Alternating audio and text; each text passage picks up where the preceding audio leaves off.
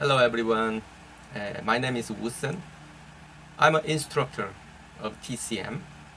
I was born in South Korea and I have been teaching TCM since officially 2007. I was teaching a lot in Brazil mainly and also in Canada. Um, Today I'm going to talk about brief history of fundamental theories in TCM. So what is fundamental theory? Fundamental theory is a part of TCM. Um, it is a really fundamental theory that can be a base philosophy or a basic philosophy of Chinese medicine. So when Chinese medicine explains some physiology or pathology, they use these fundamental theories to explain the phenomena. Okay, so this is a very important part, and also when you study TCM in official school, um, uh, this subject is one of the most important subjects. Okay, but anyway, today is about a brief history of fundamental theory. Okay, it's not about fundamental theory, but today is about brief history. So anyway, why we have to study brief history or history? Because TCM is different from other medicine. Yeah, you can just study the contents of the TCM. It is okay. You can use it clinically. You can apply it to your patients, no problem. But when you know the history, you can understand more deeply about the theory, about the why I am using this method to treat the patient. You can have more deeper understanding. So usually the Occidental medicine is based on science, correct? So science is always changing and always updating. So only if you know the latest information of science, and that is enough to use. But TCM, it is based on experience and based on accumulation of information of the ancient people when they treat patient, what was the reaction and what was the result. So I think in this way. That's why I use this method. So you would need to understand the process of thinking mind of ancient people when you study TCM. So that is the reason why we have to study the history to understand TCM. So the way of studying is a little bit different. Yeah, it is not a little, a lot different. The way of studying TCM and Occidental medicine. TCM, you have to look the history as well, and why this doctor thought in this way. Okay, so yeah, TCM is also updating, always updating. Also, the theory is changing, but still the ancient idea, ancient philosophy is still valid. Why? It is not because it is scientific, but because it still works clinically. So the proof of TCM, okay, it is a clinical result. If there is no clinical result, there is no base. It is the fundamental theory. So let's see fundamental theory. Okay, no, history of fundamental theory. Okay. Okay, what is TCM? TCM is abbreviation of traditional Chinese medicine. To be a system of medicine, it has to include at least three knowledges, three parts. The first one is a fundamental theory. Second one is preventive medicine, and the third is clinical medicine. So, why TCM is famous? Why a lot of people talk about TCM? Because TCM is one complete system of medicine. It works as medicine. So because it includes fundamental theory, preventive medicine, and clinical medicine, and also the Indian medicine, Ayurveda. It also includes these three parts. So we say this is Indian medicine, okay, and not therapy. The difference between therapy and medicine. What is the difference? Yeah, therapy is a simple method. Okay, simple method. But medicine, when you say this is a kind of medicine, Chinese medicine or Indian medicine or Tibetan medicine or Korean medicine, yeah, it has to include these three parts. Okay. Okay. The history of fundamental theory of TCM, usually there's a lot of ways to divide the periods.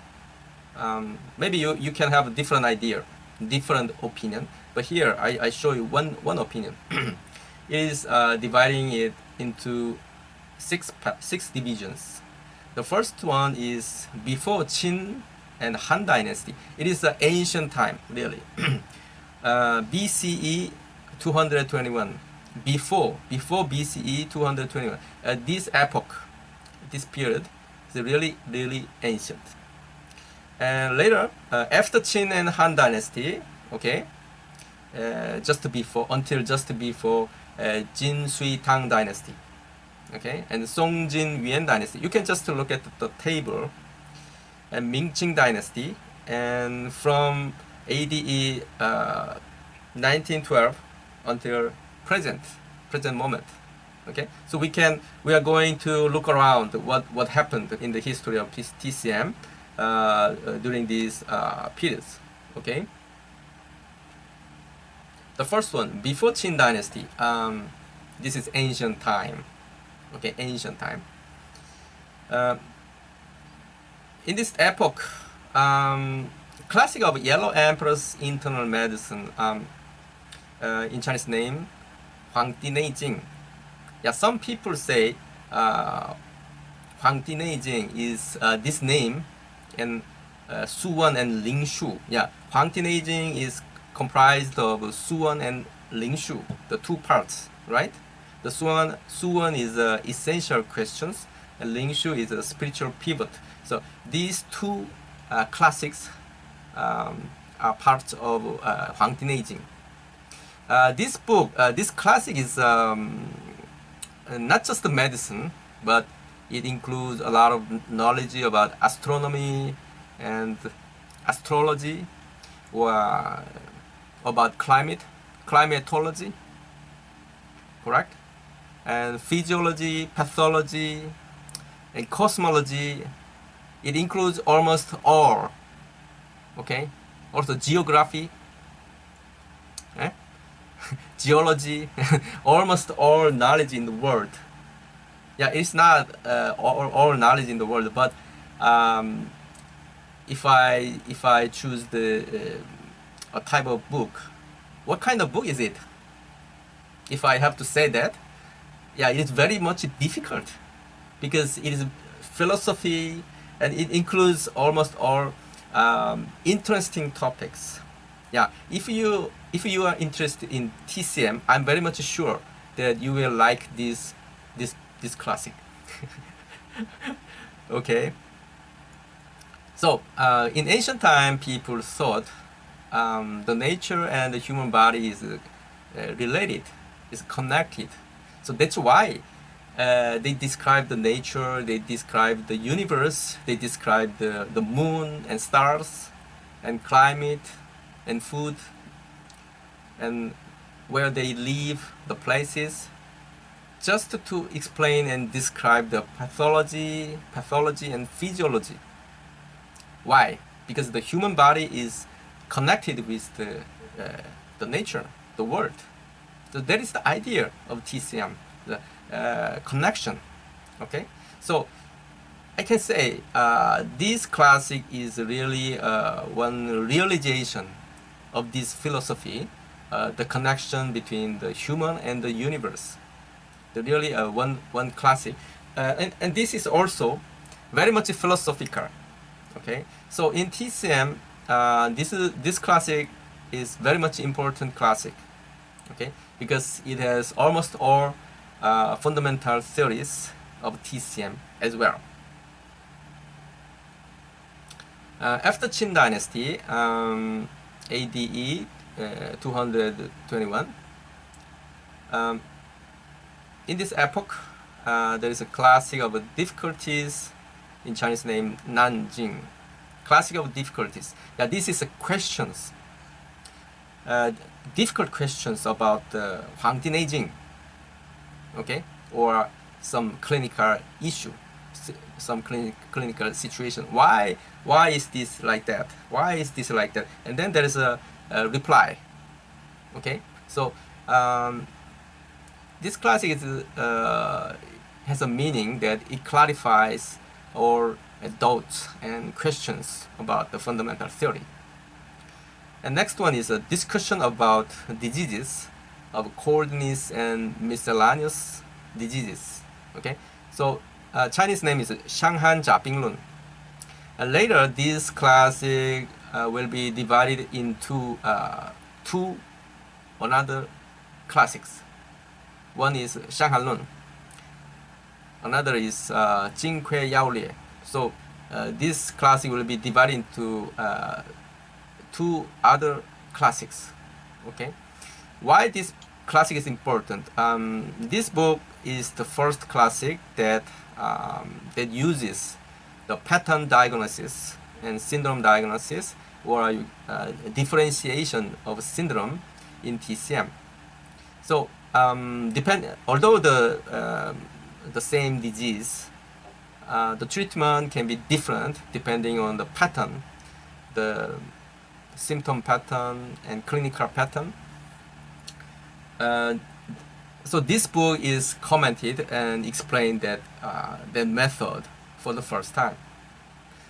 Yeah, so that's why this book is important in TCM, and this classic is full of phytotherapy, the herbal medicine, herbology, Chinese herbology is full of Chinese herbology. So this classic describe one case, one clinical case, and then explain what herbs to use. If you master this simple classic, you can attend patients. Okay, even now, almost 2,000 years past, even now, a lot of formulas, the herbal formulas in this classic, are still valid and still used a lot in TCM. Okay, it means the formulas and the herbs used in this book is very much accurate. It is very accurate and it has clinical value. Okay. Next one is a classic of herbs of Shennong. I mean, a name of person. Okay. Shennong. Shen means how can I say wonderful, wonderful, and Nong means agriculture.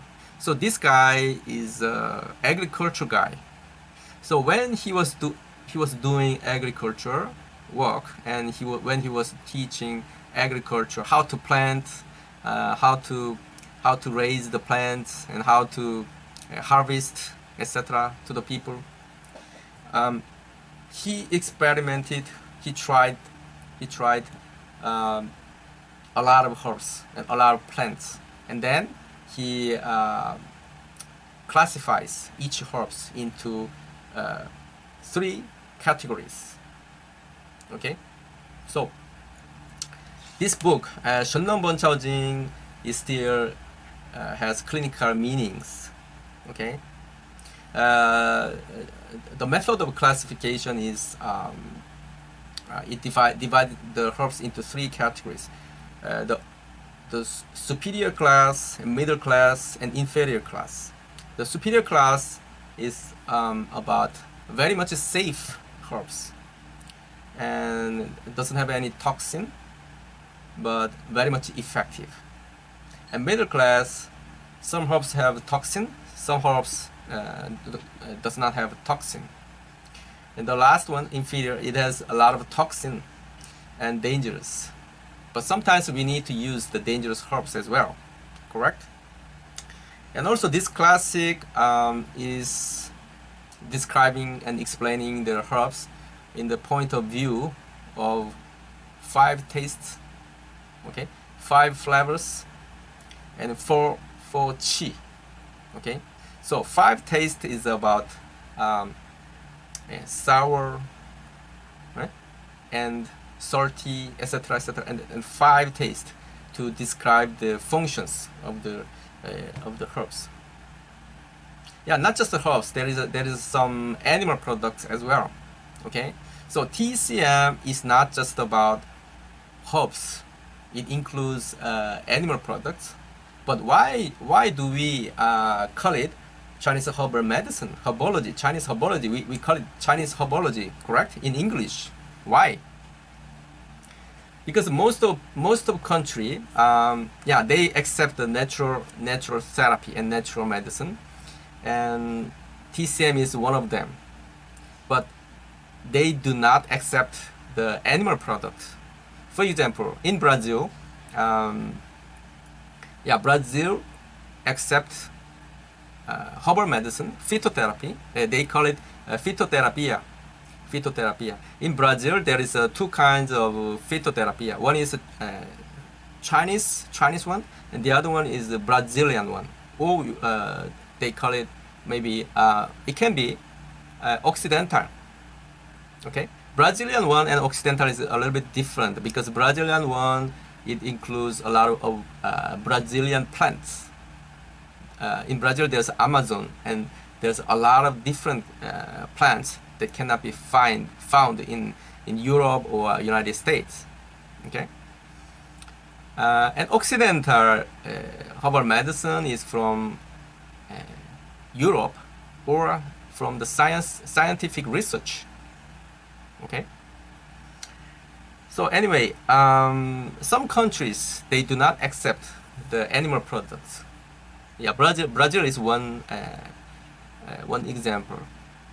I don't know why, but I imagine they worry about transmission of some disease through the animal products. But usually, the TCM animal products are safe. Usually, yeah, they are proving it. They are researching a lot. Usually, it doesn't transmit the disease because it is a dried one. Usually, dried. Yeah, in Canada, I think they accept the animal products because they use the bone products. So I think they accept it. Anyway, Shenrongbonchaojing, this class includes plants and animal products. Yeah, almost animal products, 67 types, 67 kinds, and plants, 252 kinds. So total 365 kinds of material, therapeutic material it includes. Okay, so Shenrongbonchaojing, classic of herbs of Shenrong. This is the first specially edited for herbology. Okay, next one, Jin Sui Tang Dynasty. When you see this name, Jin Sui Tang, this is a name of dynasty. So Jin Dynasty, Sui Dynasty, Tang Dynasty. So this epoch begins to develop a lot of different philosophies and Buddhism and Taoism and a lot of Taoistas, a lot of different ideas increased a lot in China. Here we can see one classic, a classic of Jai in acupuncture and moxibustion. Chinese name is Zhenju Jai Jing. So this classic is the first specially route for acupuncture. okay, that exist until now. This book has description of acupoints and numbers and locations and the method of manipulation. Okay, next classic, formulas that worth 1,000 golds. Wow, it's very expensive, isn't it? Are you going to pay 1,000 golds to buy this classic? Yeah, in ancient time, perhaps they paid. I don't know if you will do it or not. Yeah, we can download it from the internet. We can download it, PDF, correct? Okay, Chenjin Yaofang, the Chinese name is Chenjin Yaofang. Yeah, this classic is written by a Chinese Taoist, Sun Sumiao, and he explained about the ethics of medical doctors, ethics. So he wrote a lot about the morality, ethics, and philosophical aspects, the attitude of the therapist, etc. So yeah, in that way, this classic is also important, not just about the contents. Yeah, this classic is very important in TCM as well. Almost the same with Shanghanlun. Shanghanlun is used a lot. I explained it in the previous slide. And this Chenjin Yaofang also very much used a lot. It means clinically it works. It means clinically. If it doesn't work, I think people will not use the method in this classic. This classic includes pediatrics and gynecology and diseases of the thyroid gland problem. For example, thyroid gland has some cancer or cyst. Yeah, so this classic is interesting. The third one, formulas of wings that worth 1,000 golds. This classic is also very much expensive, but we can download the PDF. Okay, Chenjin Yifang. The name is Chenjin Yifang. Okay. Chenjin Yifang is also very much used a lot. Almost same with Shanghanlun. Okay. This book has formulas and patterns and how to treat. Okay. Next period is a Song Dynasty, Jin Dynasty, and Yuan Dynasty. Yeah, Jin Dynasty here is different from the previous Jin Dynasty. Okay, the different character and different meaning. Anyway, okay. So in this epoch, there is classic called discussion about formulas, patterns, and etiology. In Chinese name, San Yinji Yi Bing Zheng Fang Lun. So very long name. I don't think you can memorize this long title in Chinese. I understand. Yeah, for me it's also very much difficult. So this classic is about etiology, the reason, the cause of disease. So if you look at this class, it's very the quantity is very big. At the time, it almost includes almost all diseases they knew. It includes almost all. So this classic is still used a lot in TCM. Okay. Yeah, in Chinese medicine school, it's not necessarily you have to read this book in the college, but after you graduate and when you want to write an article, or when you research, or when you want to deepen your knowledge, you can refer to this book, classic. Okay. Yeah, PDF download. Okay. This period, actually there were 4 types of schools. You know, school. I don't mean the school of education, but a school is a kind of a branch, or a kind of a group. Okay. So these 4 types of schools appeared. Actually, this epoch, a lot of people has different idea about medicine, had different opinion about the treatment. So it is very complicated and confusing and also controversial. But if you look at the these four representative schools are like this. Okay, let's see. School of Fire. This school insists most of disease has problem of heat problem. For example,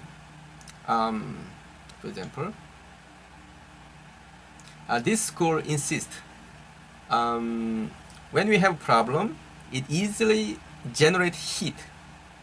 Okay, maybe 80%, 90%. So they use a lot of cooling method. This method is insisted by Dr. Liu Wansu. And next one, School of Soil. This school say strengthening the soil element in the body is very much important. By Dr. Li Gao, okay, Li Dongyan.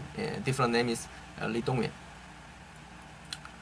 Number 3, School of Reducing. This school says reducing method is very much important. By Dr. Zhang Chongzhou, he thought the excess syndrome, excess pattern is more frequently happen than deficiency syndrome. But I don't think it applied to all cases, because in some poor situation, I mean, if there's no food to eat or no nutrition, the people easily become deficiency than excess, correct? The School of Nourishing In. This school emphasizes nourishing in method. Anyway,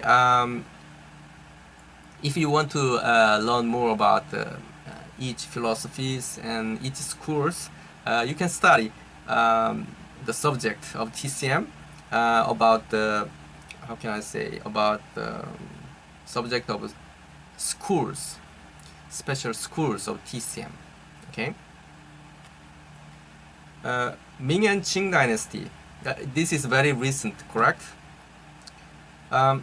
This epoch is very interesting, especially the Qing Dynasty, because Qing Dynasty was how can I say, dominated by the northern people, different nationalities, different nationals. Okay, in China there is a lot of nationalities, like 50 or 60 nationalities, and in Qing Dynasty, the emperor was from the northern area, so the people are different from the previous Chinese people. In China, the most dominant, numerically dominant people are Han. Han is a name of these nationalities. Han. But in Qing Dynasty, different nationalities dominated the China. So Qing dynasties, we can say a kind of combination or a mixture of different nationals, different peoples. So if you go to Beijing, there is a forbidden city, correct? Where the emperor of Qing dynasty was working. The forbidden city, castle. Yeah, it is not castle, but it's a very big palace. So if you go there, there is the title, the ancient titles, they're written in two characters. One is a traditional Chinese character that you know, okay, and the other form is from the north. So the language is different and character is different. So there is different types of language was written in Forbidden City. Okay. So let's see. There's a classic called Principles of Medicine in Chinese language. 医学纲目. Okay, 医学纲目. Yeah, and next one is a correct code for treatment. 政治准雄. Yeah, these books are like encyclopedia of TCM. So it's worth reading it. The problem is the language is ancient Chinese. So you need to know the ancient Chinese language. You need to understand it, and then you can read it. I don't think this classics has English translation yet. I don't think so. And Golden Mirror of Principles of Medicine, 이종 진전. This classic is officially written by the order of the emperor. Okay, so this encyclopedia of TCM, Golden Mirror of Principles of Medicine, I think this book is very much complete because it collected a lot of knowledges from ancient time and at that time. So it collected most of the useful knowledge in medicine. So this book is very valuable. Okay, next one. Theory of Portal of Life. This is not the name of classic or book, okay? This is a kind of opinion. So there were 3 representative opinions at the time. One is a Theory of Portal Life by Dr. Zhang Jiebin. Zhang Jiebin, this doctor is very important. A lot of formulas are created by him, okay? So Theory of Portal of Life. He says a lot of people have deficiency syndrome in portal of life. So he says strengthening portal of life is very much important in treatment. Okay, theory of portal of life. Portal of life is in Chinese name Mingmen. This point or this portal is at the back, waist. Okay.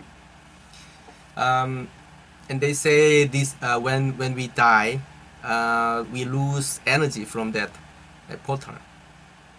And also in acupuncture, not just in herbal medicine, they emphasize what they even they do moxibustion treatment on this area. In Indian yoga, in yoga system, there is a chakra system, and there is one chakra called Manipura chakra. The region is very much near this region. I think it's the same. Manipura chakra has functions of heat. It warms the body, and also it warms the stomach, for stomach to have vitality to digest food. So stomach, the health of stomach is very much important. If it doesn't work, the patient cannot eat well, and also all problem can happen. Okay, so in that point, the school of soil, Li Gao, I already explained in the previous slides. It emphasizes strengthening the soil element in the body, and soil element is stomach and spleen. So in that way, Indian medicine, Ayurveda and Chinese medicine has common places. If you study Ayurveda and TCM, you can find a lot of common places. Yeah, it can be coincidence. Yeah, I think it is not coincidence. In ancient time, for example, in India there is a Dravida nationals, Dravida people, and Aryan people. Aryan people are like European people, and Dravida people, they were living in India before Aryan people came to India. So the people are different. So it's very ancient time when the Aryan people came to India. Okay, and the Ayurveda medicine is from the Aryan people. Okay, and these Aryan people in ancient time, they lived in Central Asia. Central Asia. Central Asia is China now, right? So in ancient time, I think probably the Aryan people were living together with Asians, or at least they were living very much near. So probably they were communicating, they exchange ideas and philosophies.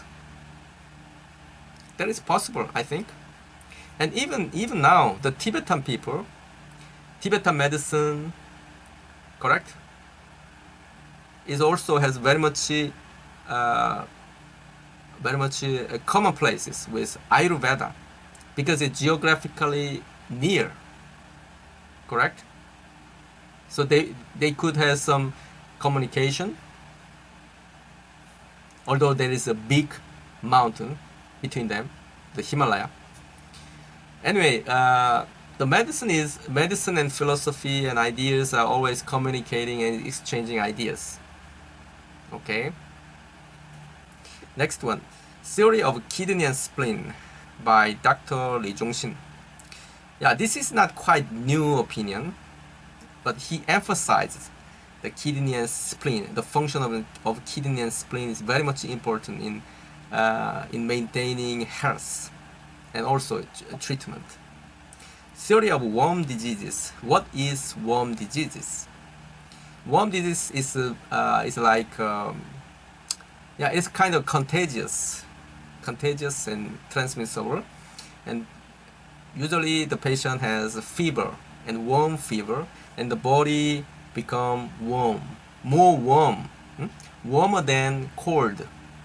Okay, so the symptom is about warm symptom, and just less coldness. Okay, so most of the diseases that has fever from the external pathogen is worm diseases. So Dr. Uyoko, he created a school of worm diseases, and also he created a special diagnosis method. Yeah, if you are acupuncturist or herbalist, you use the tongue diagnosis, correct? Tongue diagnosis has been used from ancient time, but Dr. Uyoko, he organized and he made a standard about the tongue diagnosis. Okay, so the method that you are using, tongue diagnosis, is from him. Okay. Next one, from 1912 to present. At this epoch, a lot of Occidental medicine entered China, and there is a lot of influence of Occidental medicine, like anatomy and biological point of view, pathology, Occidental pathology, physiology. So this epoch, the Chinese medicine and Occidental medicine combined. So there is a new way of treatment, like a combination of TCM and Occidental medicine. In China, TCM is not against Occidental medicine, and Occidental medicine is not against TCM. Because a lot of European countries and Western countries and some countries, these two different medicine, they sometimes argue, correct? You are wrong, I'm right, right? Like that. But in China, in modern time also, they don't fight. They don't have to argue about these things. The important thing is, it's not about which one is right. The important thing is if the patient get better or not. That is more important. Yeah, a lot of things we do not know why it works and why it get better. It is inexplicable. Okay, we don't have to fight with that, because I don't think medicine is 100% science. Medicine is a mixture of everything, like a psychology and human and sociology and philosophy, even superstition and science. It's a mixture. It's a mixture. And then the patient will have the result. So medicine, the object of medicine is treating patient. It's not about proving. Yeah, if you can prove, it helps the development of medicine. so yeah, there's many ways to explain how the TCM and Occidental medicine can be combined. Okay. Okay. Thank you very much.